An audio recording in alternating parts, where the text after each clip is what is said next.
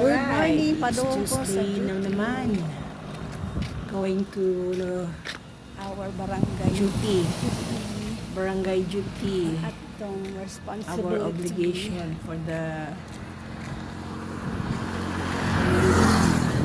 of Barangay Javier. This also sunny day now. Very hot. Around the corner. Ayan, may opas pa Ayan, din ang tayo sipag sa ng mga taga-Purok Dos. papaya, After tanglad. ng clean up namin last Saturday, nagtanim sila ng okra. And then, May talong. diritpit, naanapoy talong. Dito kami nag-clean up last Saturday. Ngayon may tanim Talong. na. Ayan, doon tayo sa ating barangay.